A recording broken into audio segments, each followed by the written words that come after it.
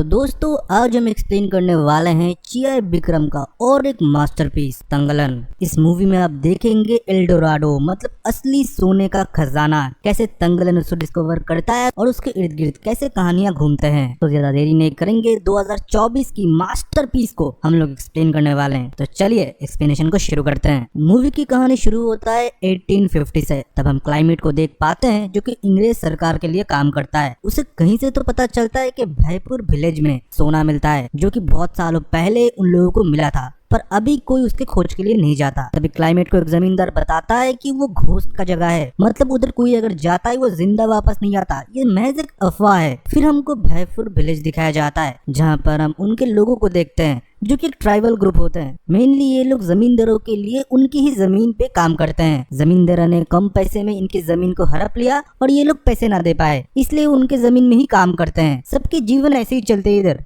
फिर हमको दिखाया जाता है तंगलन को जो अपने बच्चों के साथ सोया हुआ है। वो जब सो रहा होता है उसको एक विजन दिखता है, वो किसी के साथ तो लड़ रहा है और सपने में ही वो बड़बड़ा रहा है। तभी हम देखते हैं गंगम्मा जो कि उसकी वाइफ होती है, उसे आके एक लात मारती है और बोलती है कितने टाइम तक सोते रहोगे, जमीन पे काम करने के लिए नहीं जाना। और तंगलन तब उधर से चाकू निकल लेता है और अपने पत्नी को ही वो मारने जाने वाला था क्योंकि सपने में वो किसी के साथ लड़ रहा होता है। तभी जब उसका अच्छे से नींद टूटता है उसको पता चलता है कि ये तो उसकी पत्नी ही है। फिर हमको पता चलता है कि तंगलन के पास सिर्फ अपनी जमीन है, वो किसी जमींदार के लिए काम नहीं करता। वो अपने जमीन में फसल उगाता है और अपने 5 बच्चों के साथ वो रहता है। उसका एक बेटा होता है और 4 लड़कियां। बेटे का नाम होता है अशोका। फिर हमको गांव में गंगू करके एक आदमी को दिखाया जाता है जिसको खुद को ब्राह्मण मानता है और गांव के बच्चों को भी वो ब्राह्मण शिक्षा देने की कोशिश करता है कि तुम इससे उचली जाति बन जाओगे, तुमको मांस भूसा ये सब खाना एकदम अलाउ नहीं है, तुमको एकदम शाकाहारी बन के रहना है और भगवान का पूजा करना है तो तुम सीधा स्वर्ग जाओगे। ऐसे वो पाठ पढ़ाता था गाँव के बच्चों को क्योंकि ये लोग ट्राइबल है और निचली जाति से आते हैं। अगर ये ब्राह्मण बन गए तो हो सकता है इनको स्वर्ग में जगह मिल जाए। फिर हम तंगलन को देखते हैं जो अपने जमीन में काम करते हुए वो थक जाता है, रात में पूरे फैमिली के साथ जमीन के साइड में ही सो जाता है। सोने के टाइम जब उसके बच्चे जिद कर रहे होते हैं कि पापा आप कहानी सुनाओ, ये भी बोलते हैं कि आप आरती की कहानी सुनाओ, तब तंगलन अपने बच्चों को उसके परदादा की कहानी सुनाना शुरू करता है। वो बोलता है हमारे इस जगह से कोसों दूर एक हाथी जैसा पहाड़ है और उसके पीछे एक तालाब है जहाँ पर मेरे परदादा और उनके ट्राइब रहा करते थे। उधर वो पानी से सोना निकाला करते थे, पर ज्यादा सोना मेरे परदादा को ही मिलते थे। तभी उधर एक जमींदार हुआ करता था जिसको पता चला कि ये लोग नदी से सोना निकालते हैं, तो उनको बंदी बनाने की कोशिश की और उनकी सोना छीनने की, पर तुम्हारे परदादा और बाकी के लोग उनसे लड़ जाते हैं और उनको हरा भी देते हैं। बाद में तुम्हारे दादा जाके वो सोना उसी राजा को दिखाता है और बोलता है ये मेरा सोना, ये मैंने ढूंढा है, तुमको अगर चाहिए तुम खुद ढूंढ लो। वो राजा अपने सैनिक को भेजता तो है पर कोई वापस नहीं आता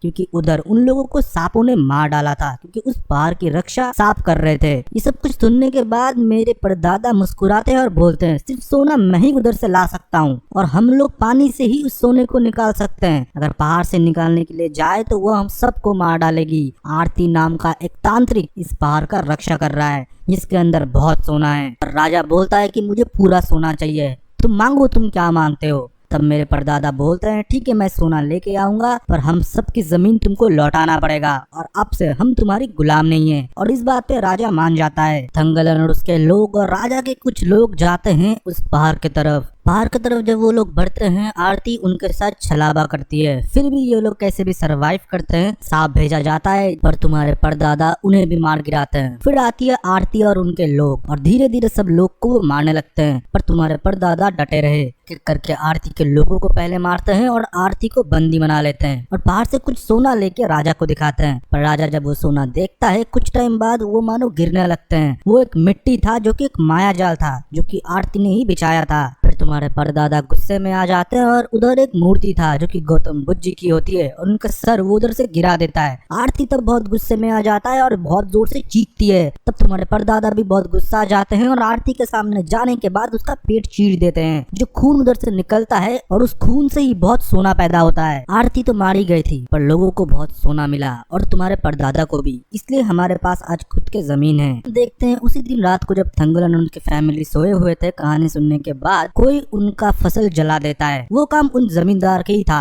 जिसका नजर थंगलन के जमीन पे था, क्योंकि थंगलन के पास खुद का जमीन था, वो भी हड़पना चाहता है, जो कि वो हड़प लेता है। फिर थंगलन भी जमींदार के जमीन में काम करने लगा। अभी थंगलन के फैमिलीज भी सफर कर रहे होते हैं। तभी गाँव में आता है वही अंग्रेज बिजनेसमैन क्लाइमेट। वो आने के बाद अपने लोगों से बुलवाता है कि मैं चाहता हूँ कि तुम लोग सोना ढूंढने में मेरी मदद करो। मैंने सुना है कि तुम्हारे पूर्वजों को इधर सोना मिला था। ये सोने की बात सुनने के बाद ही सारे लोग उधर से भाग जाते हैं। थंगलन उधर रुका रहता है क्योंकि उसके परदादा ने ही सोना ढूंढा था। वो अंग्रेज ये भी बोलता है कि तुम लोगों को हर दिन मैं मजदूरी भी दूंगा, पर सारे लोग उधर से फिर भी चले जाते हैं। तभी गंगा माँ आती है एंड थंगलन को भी वो लेके चले जाते हैं। थंगलन घर जाने के बाद अपनी वाइफ को समझाता है कि हम लोग कैसे ऐसे जिएंगे, तुमको अच्छे अच्छे कपड़े चाहिए, बच्चों को भी अच्छे कपड़े चाहिए, वो उस पैसे से ही आएंगे, और अगर हमारे पास हमारी जमीन लौट आया हम खेती करके और पैसे कमा सकते हैं। मेरे पूर्वजों ने ही ढूंढा था, सोने की जगह मैं भी ढूंढ सकता हूँ। और गंगम्मा को वो राजी करने की कोशिश करता है और लास्ट में उसकी बीवी भी मान ही जाती है। हम देखते हैं अगले दिन थंगलन गाँव के कुछ लोगों को भी राजी करवाता है और क्लाइमेट के साथ जाने के लिए वो तैयार हो जाता है। वो अपने बेटे अशोका को भी लेके जाता है और क्लाइमेट अपना बेटा विलम को भी। ये लोग फिर थोड़े आगे जाते हैं और गंगू को दिखाई देता है वही नदी। थंगलन के लोग और क्लाइमेट के लोग एक साथ नदी में उतरते हैं क्योंकि नदी के उस पारी उस हाथी जैसे दिखने वाला पहाड़ था। और पानी में जब ये लोग जा रहे होते हैं थंगलन को आरती के विजुअल आना शुरू हो जाते हैं। थंगलन थोड़ा घबरा जाता है और उसके संतुलन बिगड़ता है। उसके संतुलन बिगड़ने की वजह से सारे लोग ही पानी में गिर जाते हैं और उनके जो इक्विपमेंट्स थे वो भी नदी में बह जाते हैं। फिर कैसे भी करके उस पार जाते हैं और क्लाइमेट के साथी और खुद क्लाइमेट भी उसके ऊपर भरोसा नहीं करते कि ये वाला रास्ता थंगलन ने क्यों चुना। और क्लाइमेट के साथ आया हुआ दोस्त आर्थर भी उसे एक शैतान बुलाता है कि ये सबको ले डूबेगा और सबको खत्म करना ही इसका मकसद है। क्लाइमेट के पास कोई चारा नहीं था थंगलन के बात सुनने के अलावा। फिर थंगलन बोलता है हमको और आगे की तरफ बढ़ना पड़ेगा। जब वो फिर से आगे की तरफ बढ़ते हैं वो लोग फिर सोने की खोज करना शुरू कर देते हैं। जमीन पे नदी पे पर कहीं पर भी उनको सोना नहीं मिलता। थंगलन बोलता है हमको उस पहाड़ी पे जाके ही सोना मिलेगा, इधर हमको कुछ भी हाथ में नहीं आएगा। फिर अचानक से थंगलन को दूर एक जमीन पे वही बुद्ध मूर्ति का सर मिलता है, जो देखने के बाद थंगलन क्लाइमेट को बोलता है ये मेरे पूर्वजों ने ही काटा था, इधर आसपास ही हमको सोना मिल सकता है, हम बहुत ही करीब है।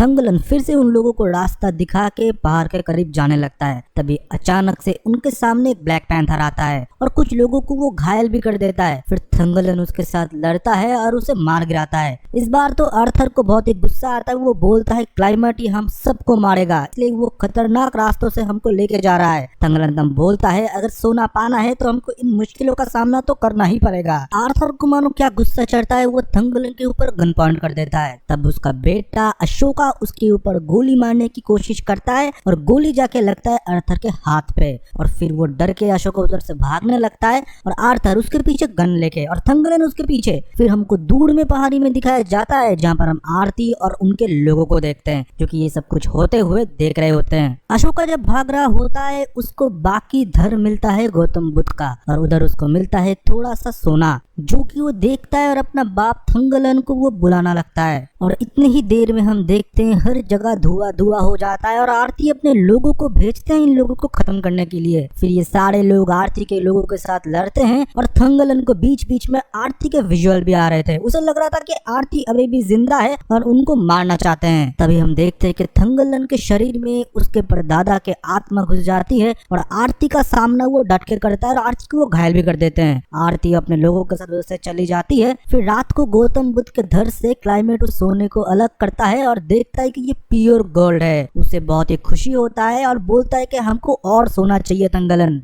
फिर रात को ये लोग जश्न मना रहे होते हैं तभी बिजली चमकता है और विलम के ऊपर वो बिजली गिरता है और उसकी उधर ही मौत हो जाती है। क्लाइमेट बहुत ही रो रहा होता है पर वो अपने बेटे को दफनाता है और सोने के तरफ वो बढ़ने लगता है और बोलता है कि हमको और सोना चाहिए, तुम अपने गांव वालों को जाके बोलो मैं और पैसे देने के लिए राजी हूँ, सबको मना के ले आओ। और थंगलन को अपने कपड़े भी देते हैं। थंगलन फिर एक घोड़ा लेके उसके कपड़े पहन के अपने गाँव में जाते हैं। गाँव में जाने के बाद अपने बीवी को नए कपड़े देते हैं, बच्चों को नए कपड़े देते हैं और गाँव वालों को ये बोलते हैं कि हमारे पूर्व पूर्वजों की सोना है, वो हमको ही मिलना चाहिए। क्लाइमेट ने हमको बोला कि हमको बहुत पैसे देंगे और हमको जमीन भी छुड़ा के देंगे, हम सबको जाना चाहिए उस सोना लाने के लिए। और वो अपने थैली से सोना भी दिखाता है। तब गाँव वालों को और यकीन आता है कि थंगलन सच बोल रहा है, उधर सोना मिल रहा है। सारे लोग उस सोने के पहाड़ की तरफ जाने लगते हैं। उनमें से एक थंगलन को बोलता है कि आप जाने के बाद क्लाइमेट के लोग हमारे गाँव में आते हैं और नागा ट्राइबल के ऊपर गोली चला देते हैं। तब आपका बेटा अशोका जाते हैं उनको रोकने के लिए, और मानो उसको क्या हो जाता है, वो उन सैनिकों से लड़ने लगता है। सैनिकों ने उसको बांध के रखा है।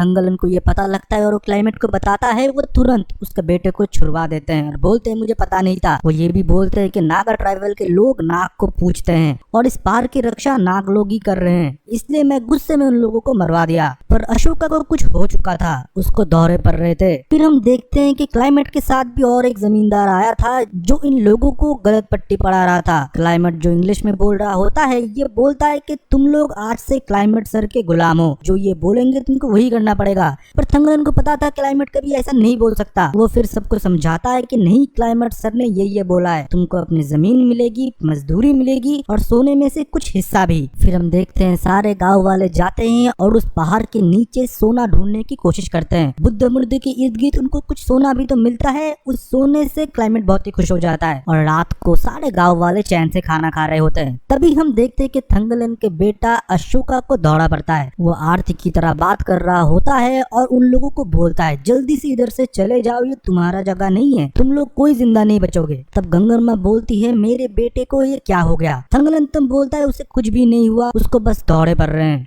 थंगलन को मानो उसके बेटे के चेहरे में आरती का चेहरा दिख रहा था, जो कि उसे चीख चीख के बोल रही होती है तुम सब मरोगे। पर थंगलन फिर भी डटा रहा क्योंकि उसको पैसे चाहिए थे अपने जीवन सुधारने के लिए। फिर हम देखते हैं फिर से खुदाई शुरू होता है अगले दिन, पर इस बार उन लोगों को कुछ भी नहीं मिलता। ऐसे 2-3 दिन हो जाते हैं जब उनको कुछ नहीं मिलता, सिर्फ क्लाइमेट के पैसे ही खर्चे हो रहे थे। तभी क्लाइमेट के बाकी दोस्त उनको बोलते हैं कि तुम एक काम करो, तुम्हारा पैसा तो ऐसे जाया हो रहा है, तुम लोगों को बोलो जिस दिन तुमको सोना मिलेगा उस दिन ही तुमको मजदूरी मिलेंगे, नहीं तो नहीं मिलेगा। इतनी दूर आके ये लोग वापस नहीं लौट के जाएंगे। और यही होता है, ये लोग ये भी मान जाते हैं क्योंकि सोना चाहिए था उन लोगों को। फिर खुदाई होता जाता है, फिर भी उन लोगों को सोना नहीं मिलता, उन लोगों को खाना भी नहीं मिलता और पैसा भी। फिर भी ये लोग काम करते जाते हैं सिर्फ सोने के लालच में। फिर हम देखते हैं कि आर्थर को दूर एक सोना चमकता हुआ पहाड़ में दिखता है। वो जब पहाड़ की तरफ बढ़ते हैं तब उधर से सांप निकलने लगते हैं और चारों तरफ सांप बिखर जाते हैं और एक एक को काटने की कोशिश करते हैं। कुछ लोग तो बच जाते हैं और कुछ मर जाते हैं। उनमें से एक थंगलन की बेटी भी होती है जो कि इधर मर चुकी है। थंगलन उसे रोते हुए दफनाता है और गंगम्मा और वो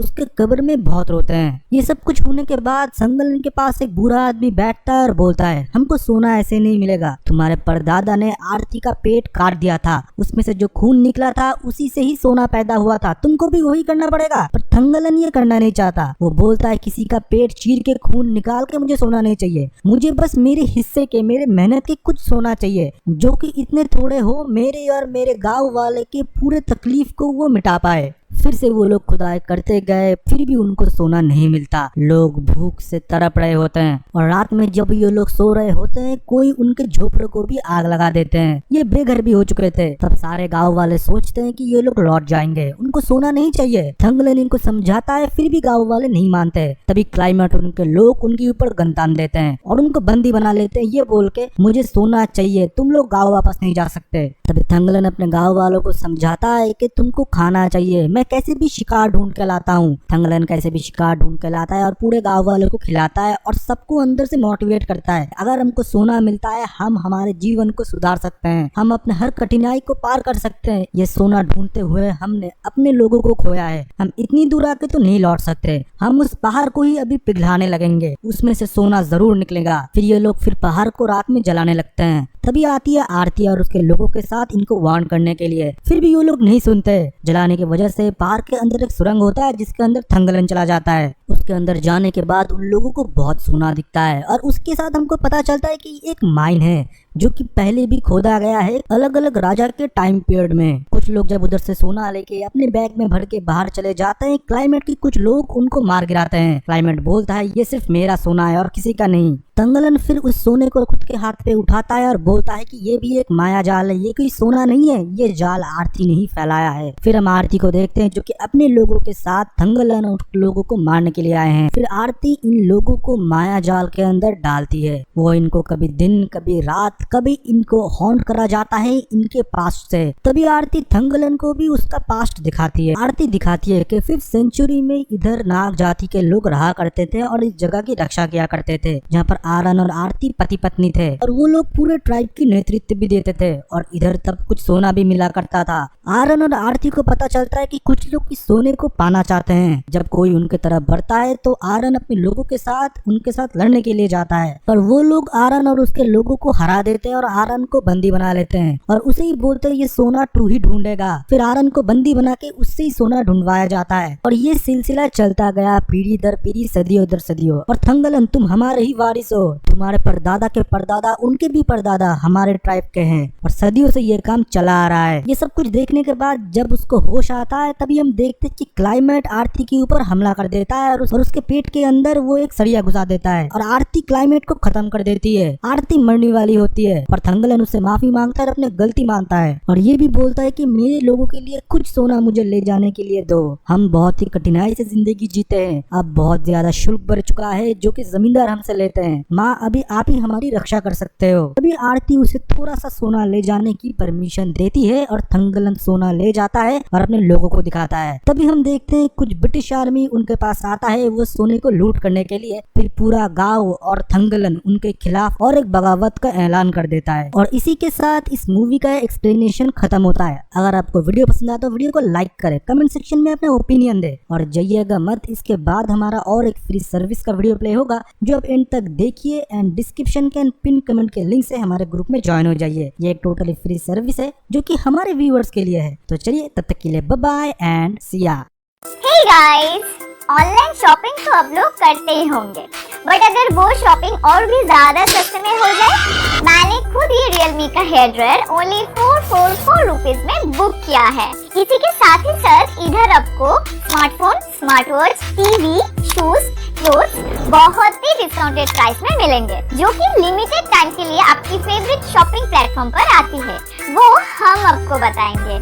सो ज्वाइन करने के लिए प्ले स्टोर से टेलीग्राम ऐप को डाउनलोड कीजिए। रजिस्टर करने के बाद सर्च करें सेव पैसा, देन ये रहा ग्रुप। अब आप ज्वाइन हो जाइए और ग्रुप में जरूर एक्टिव रहिए लिमिटेड डील्स को ग्रैब करने के लिए। ये डिस्क्रिप्शन के लिंक से भी आप डायरेक्ट ज्वाइन कर सकते हैं। सो जल्दी ग्रुप ज्वाइन करें और ऑफर्स को ग्रैब करें।